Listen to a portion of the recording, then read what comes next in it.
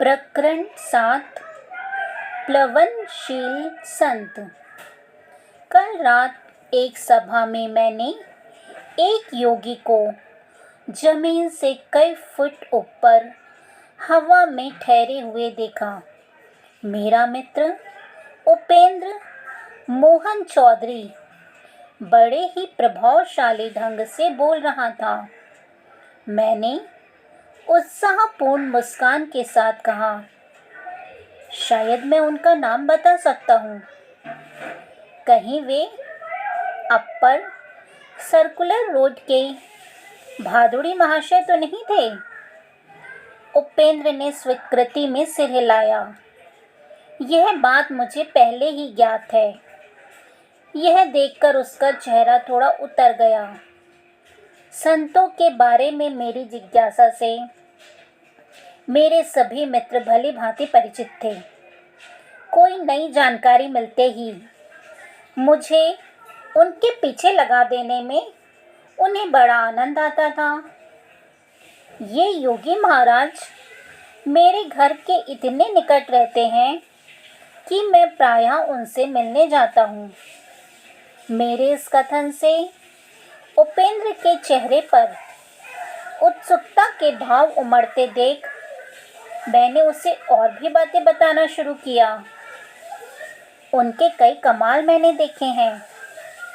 पतंजलि प्रणीत प्राचीन अष्टांग योग के विभिन्न प्राणायाम विधियों में वे निष्णात हैं। एक बार भादुड़ी महाशय ने मेरे सामने भस्त्रिका प्राणायाम इतने जोर से किया, लगता था मानो उस कमरे में सचमुच का तूफान आ गया हो। फिर उन्होंने गर्जन करते श्वासोच्छ्वास को बंद कर दिया और वे अति चेतनता की एक उच्च अवस्था में निश्चल बैठे रहे।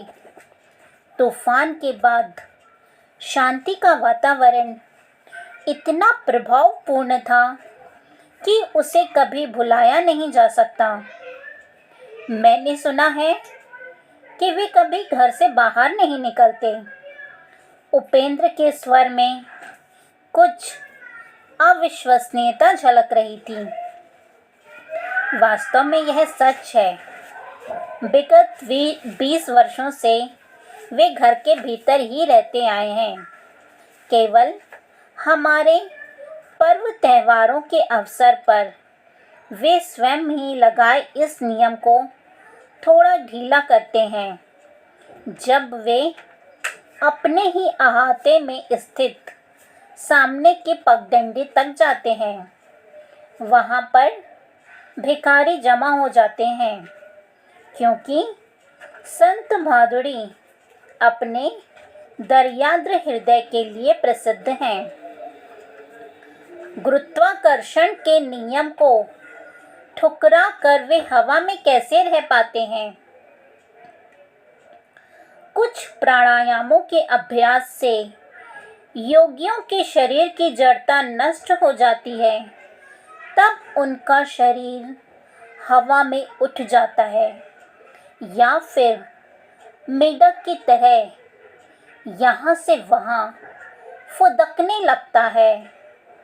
जो संत योगाभ्यास नहीं करते, वे भी ईश्वर के प्रति तीव्र भक्ति की अवस्था में हवा से ऊपर उठते पाए गए हैं। इस संत के विषय में मैं अधिक जानना चाहता हूँ। क्या तुम उनकी सायंकालीन सभाओं में जाते हो? उपेंद्र की आंखें कौतूहल से चमक रही थी। हाँ, मैं प्रायः जाता हूँ। उनके उपदेशों में विद्यमान विनोदपूर्ण चुटकियों और हास परिहास में मुझे बड़ा मज़ा आता है। कभी कभी मेरे लंबे अट्टहास से सभा की गंभीरता भंग हो जाती है। भादुड़ी महाशय तो उसका बुरा नहीं मानते, किंतु उनके शिष्य खा जाने वाली नज़रों से मेरी ओर देखते हैं। उस दिन दोपहर को स्कूल से घर लौटते समय मैं भादुड़ी महाशय के एकांत निवास के पास से गुजर रहा था तो उनके दर्शन करने की इच्छा हो गई। जनसाधारण के लिए उनका दर्शन दुर्लभ था। निचली मंजिल पर अकेला रहने वाला उनका एक शिष्य इस बात का ध्यान रखता था कि उनके एकांत में खलल ना पड़े। यह शिष्य कुछ ज़्यादा ही अनुशासन प्रिय व्यक्ति था। उसने मुझसे पूछा कि क्या मैंने भेंट के लिए पहले से समय लिया हुआ है। उसके गुरुदेव उसी समय वहां आ पहुंचे और उन्होंने मुझे अविलंब बहिर्गत होने से बचा लिया। मुकुंद जब भी आना चाहे उसे आने दिया करो। संतवर की आंखें चमक उठी। एकांत का मेरा नियम मेरी अपनी सुविधा के लिए नहीं बल्कि लोगों की सुविधा के लिए है। संसारी लोगों को उनके मोह जाल को तहस नहस कर देने वाली स्पष्टवादिता अच्छी नहीं लगती। संत न केवल दुर्लभ हैं बल्कि वे लोगों को व्याकुल भी कर देते हैं। शास्त्र पुराणों में भी वे प्रायः जनसाधारण को विहल करते पाए जाते हैं। मैं भादुड़ी महाशय के पीछे पीछे ऊपरी मंजिल पर स्थित उनके अत्यंत सादे कक्ष में जा पहुंचा, जहां से वे शायद ही कभी बाहर निकलते थे। संसार की क्षुद्र उत्तेजनाओं के तीव्र गति से नित्य बदलते चित्रों की ओर संतजन प्रायः कोई ध्यान नहीं देते। केवल युग युगांतर में स्थिर हुए कालजयी सत्यों पर उनका ध्यान केंद्रित रहता है। संतों के समकालीन लोग केवल उनके संकीर्ण वर्तमान के लोग ही नहीं होते। महर्षि, जहाँ तक मैं जानता हूँ, आप पहले ऐसे योगी हैं जो हमेशा घर के अंदर ही रहते हैं। भगवान कभी कभी अपने संतों को अप्रत्याशित परिस्थितियों में डाल देते हैं कि कहीं हम यह न सोचें कि हम संतों को एक विशिष्ट नियम की चौखट में बिठा सकते हैं। आरोग्य और शक्ति से ओतप्रोत अपना शरीर उन्होंने पद्मासन में स्थित किया। उनकी आयु 70 और 80 वर्ष के बीच थी, परंतु आयु या निष्क्रिय जीवन पद्धति का कोई अप्रिय लक्षण उनके शरीर पर नहीं था। उनका सुगठित एवं सीधा शरीर प्रत्येक दृष्टि से आदर्श स्वरूप था। उनका मुखमंडल पुराणों में वर्णित ऋषियों के समान था। भव्य मस्तिष्क, भरपूर दाढ़ी, शांत आंखें, सदैव ईश्वर की सर्वव्यापकता पर स्थिर। वे सदैव दृढ़ता के साथ सीधे बैठते थे। हम दोनों ध्यानस्थ हो गए। 1 घंटे के बाद उनकी सौम्य वाणी ने मुझे जगा दिया। तुम प्रायः ध्यान लगाते हो, परंतु क्या तुम्हें कुछ अनुभव हुआ है? वे मुझे ध्यान से अधिक ईश्वर से प्रेम करने का स्मरण दिला रहे थे।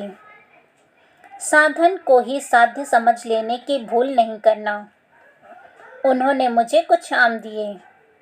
अपने गंभीर स्वभाव में भी मुझे हमेशा ही आनंदित करने वाली अपनी विनोद बुद्धि को प्रकट करते हुए उन्होंने कहा, साधारणतया लोगों को ध्यान योग से जल योग, जलपान अधिक अच्छा लगता है। योग के विषय में उनकी इस शब्द क्रीड़ा को सुनकर मैं ठहाके लगाकर हंसने लगा। क्या हंसी है तुम्हारी! वात्सल्यपूर्ण चमक उनकी दृष्टि में प्रकट हुई। उनका चेहरा सदैव गंभीर ही रहता था, परंतु उसमें भी परमानंद भरी मुस्कुराहट की झलक होती थी। उनके विशाल कमल नयनों में सदैव एक दिव्य हंसी छुपी होती थी। वे पत्र सुदूर स्थित अमेरिका से आए हैं।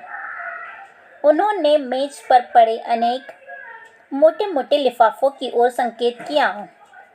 वहाँ की कुछ सोसाइटियों के साथ जिनके सदस्य योग शास्त्र में रुचि रखते हैं, मैं पत्र व्यवहार करता हूँ। वे कोलंबस से बेहतर दिशा ज्ञान के साथ भारत की नए सिरे से खोज कर रहे हैं। उनकी सहायता करने में मुझे खुशी होती है। दिन के उजाले की तरह योग शास्त्र का ज्ञान भी उन सब के लिए है जो इसे प्राप्त करने के इच्छुक हैं, जिसे मानव की मुक्ति के लिए ऋषियों ने अनिवार्य समझा है। उसे पाश्चात्य लोगों के लिए हल्का करने की आवश्यकता नहीं है। बाह्य अनुभव भिन्न होते हुए भी सबकी आत्मा एक समान ही है, और जब तक योग का कुछ न कुछ अभ्यास नहीं किया जाए, तब तक ना ही पाश्चात्य और ना ही पौवार्त्य लोग उन्नति कर सकते हैं। उन्होंने अपनी शांत दृष्टि मुझ पर स्थिर की। मेरी समझ में तब ये नहीं आया कि उनके वक्तव्य में भविष्यवाणी युक्त मार्गदर्शन छिपा हुआ था। वह तो केवल अब, जब मैं ये शब्द लिख रहा हूँ, उनके द्वारा प्रायः दिए गए संकेतों का पूर्ण अर्थ मेरी समझ में आ गया है कि मैं किसी दिन भारत की शिक्षाओं को अमेरिका ले जाऊंगा। महर्षि, मैं चाहता हूँ कि आप जगत के कल्याण के लिए योग शास्त्र पर एक पुस्तक लिखें। मैं शिष्यों को तैयार कर रहा हूँ। वे स्वयं और उनके शिष्यों की श्रृंखला जीवन पुस्तकों का काम करेंगे, जो समय के स्वाभाविक क्षय और टीकाकारों की अस्वाभाविक टीकाओं से अछूते रहेंगे। धन्यवाद। आगे का सेकंड पार्ट में।